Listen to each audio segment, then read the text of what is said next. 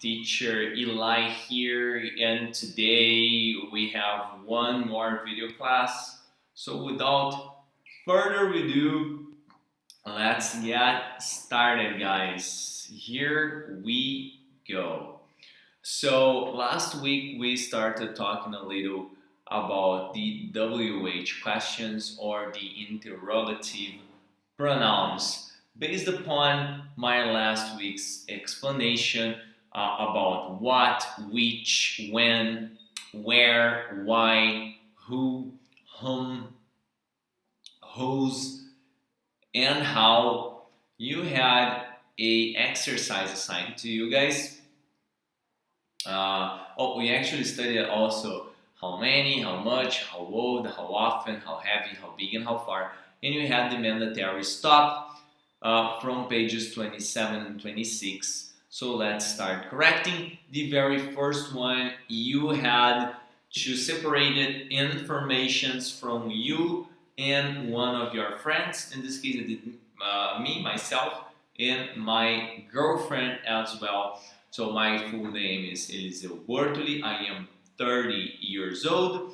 My birthday is on July 2nd. My birthplace is Joaçaba. My favorite Hollywood star is Lady Gaga, and my favorite color is black. So my friend Maria, her full name is Maria Marta Marinowski Grigulu. She's 30 years old. Her birthday is August 27th. Her birthplace is Capinzal. Her favorite Hollywood star is James Franco, and her favorite color is gray. This second exercise right here, we had to read the following sentences and fill the gaps with the appropriate interrogative pronouns, being whom do you want to talk to? Com quem você quer conversar? When is she graduating in medicine? Quando ela vai se formar em medicina? Which color are you going to use in your bedroom? Que cor você vai usar no seu quarto? Whose car is the one being towed away by the police? De quem é o carro que a polícia está levando? De quem é o carro que está sendo levado pela polícia? Who invented the telephone? Quem inventou o telefone? How are you going to save money to buy a new bike? Como que tu vai guardar dinheiro para comprar uma bike nova? How much did she spend on her new dress? Quanto ela gastou no vestido novo? Why don't you find a new job? You've been stressed up. Por que você não procura novo trabalho? Você tem andado estressado. Where were your parents born? Onde seus pais nasceram? How many languages does he speak? Quantas línguas ele fala? For number 3, complete the questions with the correct interrogative pronouns and then fill in the crosswords. Vamos ver as perguntas e aí completar o crossword. Então, down and across. First down, 1, 3, 5, and 7. Number 1, which school subject do you like best? Qual matéria escolar você gosta mais? The pronoun is which. Number 3, when did she visit Spain? Quando ela visitou Espanha? Number 5, how did he manage to escape the accident? Como ele conseguiu escapar do acidente? Number 7, whose picture is this? De quem é essa figura? Across. Number 2, what is she looking for? O que ela está procurando? Number 4, why can't we have peace in the world? Porque nós não podemos ter paz no mundo. Number 6, where were you last night? Onde você estava na noite passada? Number 8, who is that person by the door? De quem é essa pessoa na porta? Então, according to the comic stripe below, we had to fill the gaps with the appropriate pronoun. So, Hagar, Chris Brown, we don't have a bad life. 2 good kids, a dog, loyal friends, and a house on a hill. Where would we be today if we had never met? And she says, I'd be in Paris. Really funny, right?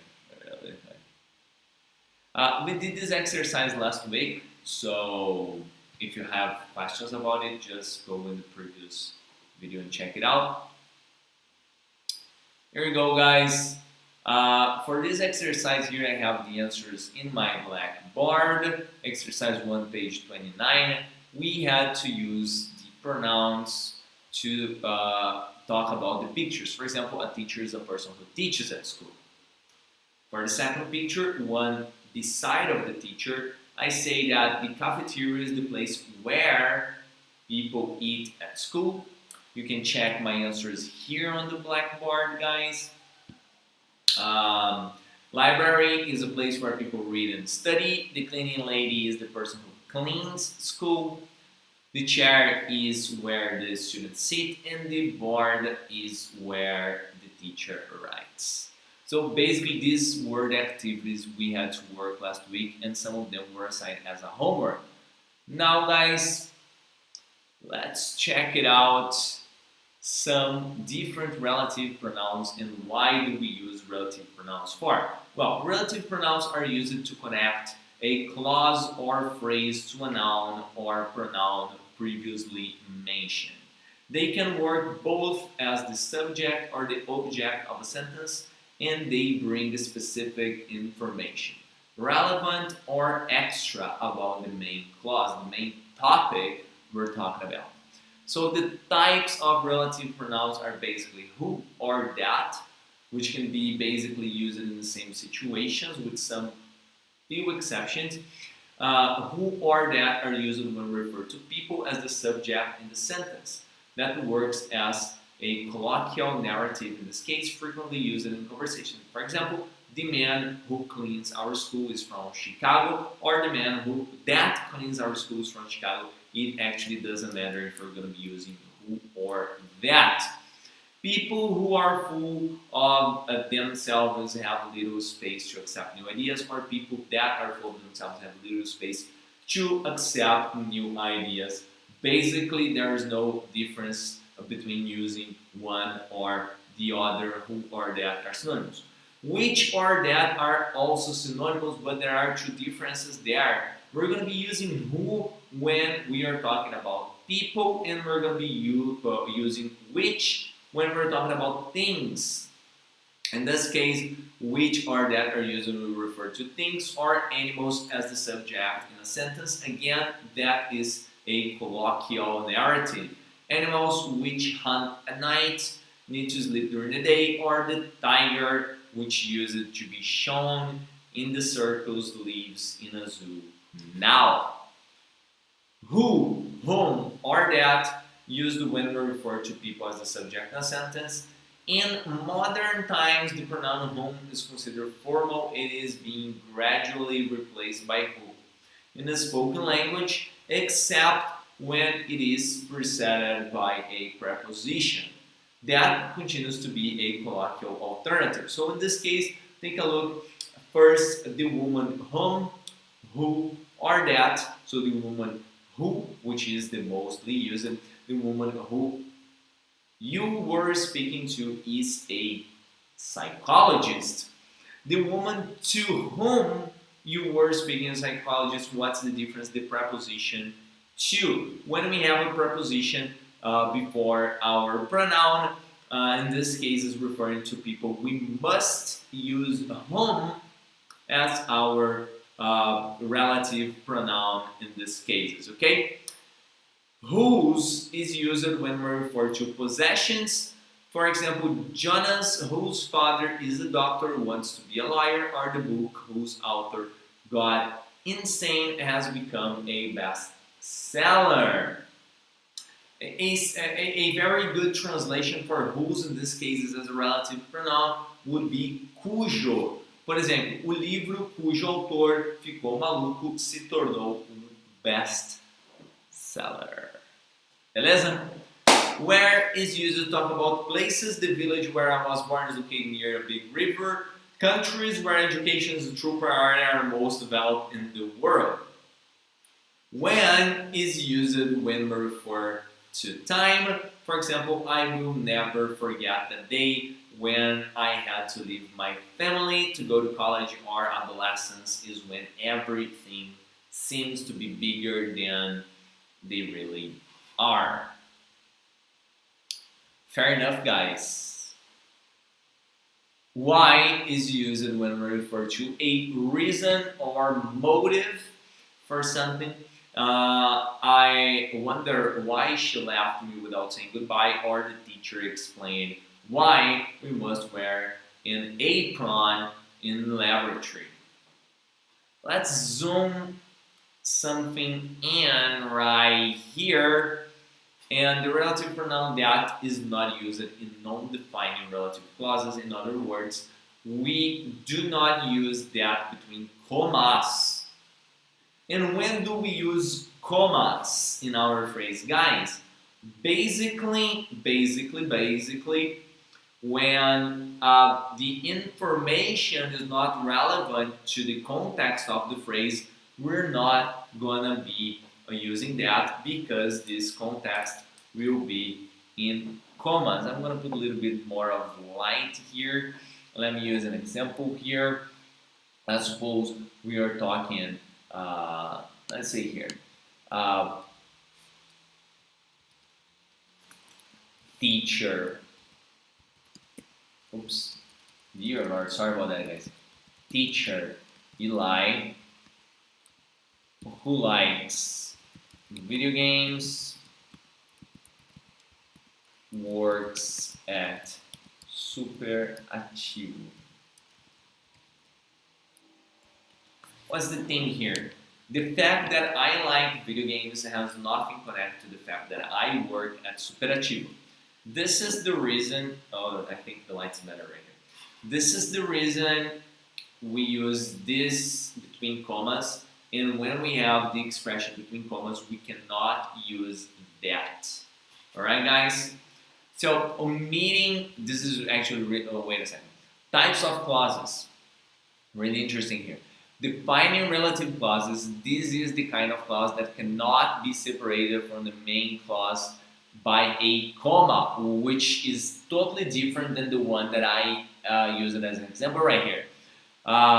Basically, once it contains essential information about the main clause, for example, that is the house which belonged to a famous singer. I can't stand people who pretend not to recognize you on the streets, and all of those pronouns can be easily substituted by that, which does not occur when we're talking about non-defining relative clauses.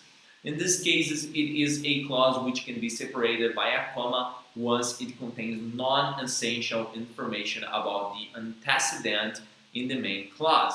The cake which was made by your mother was delicious.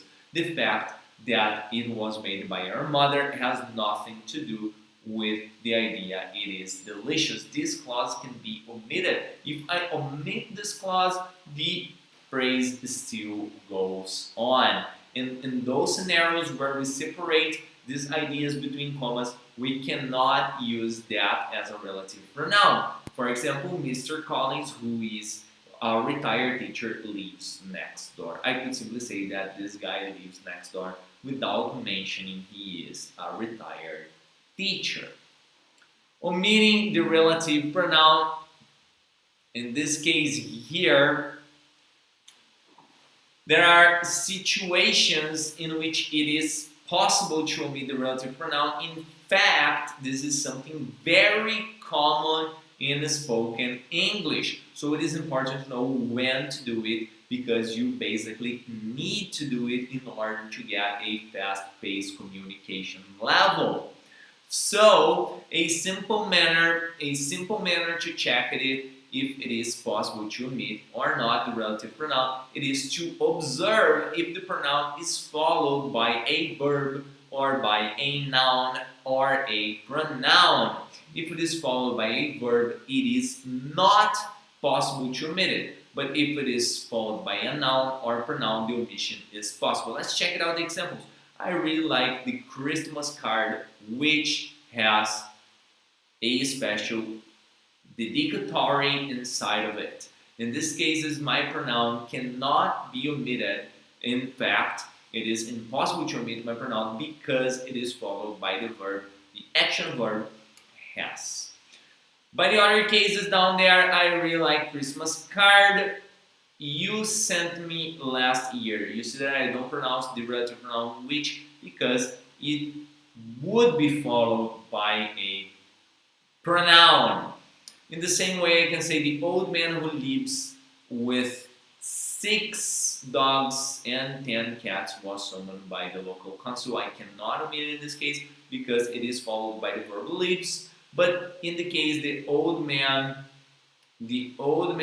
local council summoned is afraid of losing his pet animals. You see that I omitted home in this case due to the fact it is followed by a noun, in this case the local council. Guys, to practice these activities, to practice this school subject, I will ask you guys to do the mandatory stops on page 31 and 32. So pages, let me just write here, pages 31 and 32 are homework. Alright guys, alright. And here we have a reading exercise, which we're gonna read it. And you guys have some interpretation exercises. So let's do like this. As soon as you are watching this video, I'm gonna ask you guys, I'm gonna read this text to you guys, and then I'm gonna ask you guys to pause the video for 5 to 10 minutes, take a read in the same thing that I read, and answer the exercises down below, the interpretation exercises down here. But before that, let's take a read at this text. But first, let's check out the new vocabulary on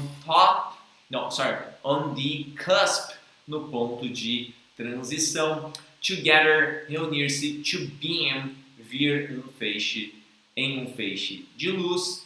Biro is caneta. Status quo, o estado em que se encontram. Humdrum, monótono, maçante. Lack, falta, carência. Let me get closer to the screen, guys. Alright, I think maybe I'm getting blind right here. I don't know. Lack, falta, carência. Willingness, vontade. Outcome, resultado. E to widen, ampliar. Let's check it out, guys. Schools of the future, don't forget, the most powerful computer is the brain. Between 1939 and 1940, at the tail end of the Great Depression and on the cusp of the Second World War, about 44 million people paid to enter the New York World's Fair, a huge exhibition set across 1,200 acres of land in Queens that explored the world of tomorrow. American visitors could watch President Roosevelt's address on television for the first time, use an electric staircase, or see the Moto Man perform 26 tricks, including walking, talking, and smoking cigarettes.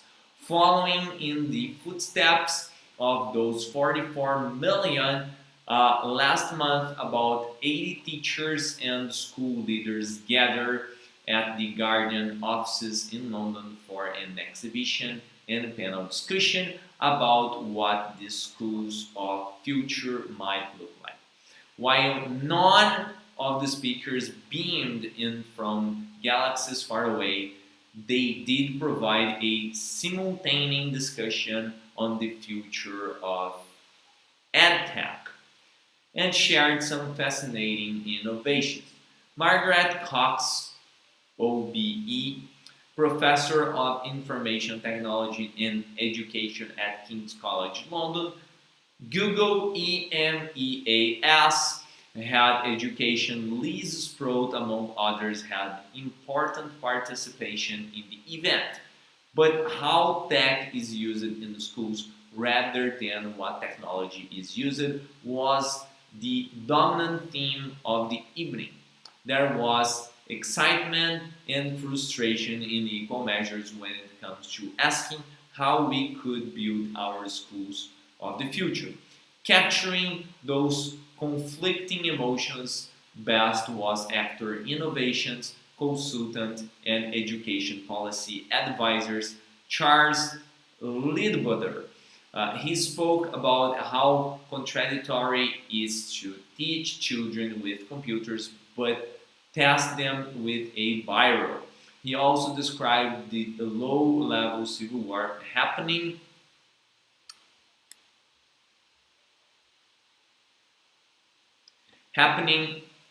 in the schools between the hard-pressed, hard-working, ambitious teachers who want to do things better and those happy with the status quo and afraid of change. Education is good at absorbing revolutionary tech and turning into something humdrum.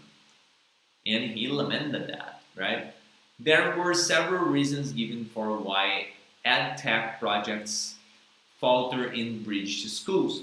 Lack of time and support to properly implement tools, lack of understanding across education from policymakers down to parents, and lack of collaborations between teachers and between teachers and students. Students are the tech experts but not the pedagogical experts, said Cox, retraining what every teacher knows but few schools acknowledge through the way the curriculum is designed.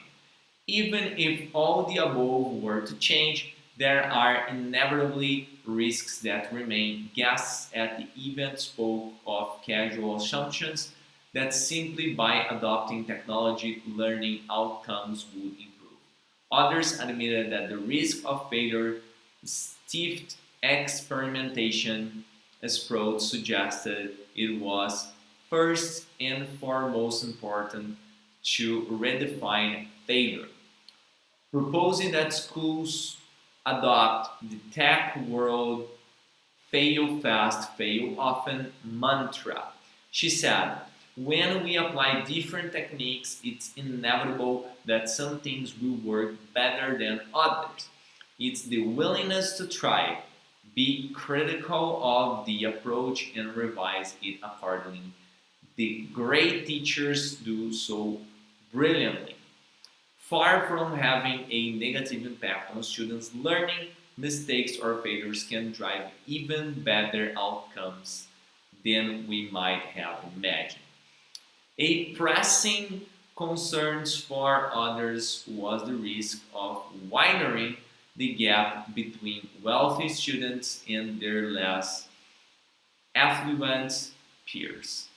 There does not seem to be a difference between children who use technology as second nature because they have access to do it at an early age, and at the other end of the scale are children who don't have access to these gadgets. The gap between the haves and the have-nots may be bigger with technology than it was in the traditional classrooms, said Nikki Heath of Thomas Crown School. Guys, pause this video for 5 to 10 minutes, read it again, and answer the exercise of interpretation down here. Have you guys paused the video? Could you guys answer the interpretation exercises? Let's check it out together. So the first one, read the text and check the correct alternatives to the following questions. And what was the theme of the New Works World's Fair in the beginning of the 40s? That's basically the world of tomorrow. Why did 80 teachers and school leaders meet at the Guardian office to talk about the possible education scenario in the future? And what was the main question they discussed about? That's basically how technology is used in schools. According to Charles Leadbeater, one of the contradictions in the present schools is caused by the disagreement between innovative teachers and those feeling comfortable with the situation. And finally, what is the main concern the use of technology in classroom may bring? It can widen the gap between wealthy and poor students. Guys, this is actually a very interesting topic to have a philosophical debate about. Let's take a look from the words in the glossary and fill the blanks with the correct forms. Basically, there seems to be a lack of political willingness to face the problems of education. In Brazil, students say that some classes are so humdrum they feel like sleeping. The risk of nuclear war, global warming, and even astronomical threats make us think we are on the cusp of very bad times, that schools' outcomes improved after they adopt strategies to prevent evasion and retention of students. So this is the resolution for our reading and understanding exercise. And before we finish the lesson today, I'm going to assign one more homework to you guys, which is page 35 and 36. But before I assign this homework to you guys, so 31, 32, 35, and 36, those are going to be your homework exercises. And before that, let's take a look at the demonstrative pronouns. And the demonstrative pronouns point at specific people or objects. They are divided into those used to indicate things which are near the speaker or distance. However, there are other considerations to be taken into account. Since they agree with the noun they refer to, there are singular and plural demonstrative pronouns. This new electric car is different from those once petrol-powered we still have today. This new electric car is different from those. So this different from those petrol-powered cars we still have today. Let's take a look at this. First of all, the pronoun these and these are used when we want to indicate something or someone near or in contact with the speaker. For example, this coffee is too hot, be careful to drink it, or these are the medals we won in competition, or this is a sample of chemical substance. That and those, on the other hand, are used when we want to indicate something or someone who are away from us. That building over there is the oldest in the city, and those kids over there seem to be calling us. Do you know them? Well, guys, the pronoun that is used with things that may even be near the speaker but which are not in contact, or with things already spoken or which have already happened. Look at that pen on the floor. Is that yours? Could you say that again? I wasn't paying attention. Guys, basically that may not work as a relative pronoun in the case the boy admitted that he didn't speak. So be aware that obviously these, that, these, and those can also be used as relative pronouns in the same way as you use them as demonstrative pronouns as a reference to distance. So guys, to wrap this video class up, don't forget to check out the homeworks on page 31, 32, 35, and 36. Here on page 37, you have a summary from the pronouns we have studied in this lesson, which basically consists in interrogative pronouns, relative pronouns, and demonstrative pronouns. And we're getting to the end of C3, guys. Let's check it out. So in the next week, we're going to be starting Unity 4, fact or fiction, fake news, and its impact on education. And Let me just check it out, guys. But I believe this will be the very last lesson of C3. My computer is lagging a little bit, but that's not normal at all. Let me just check it out to confirm or not. And no, it's not. We still have chapter 5, so we have chapter 4 for next week and then chapter 5. Okay, guys, I'm gonna be catching you guys next time later.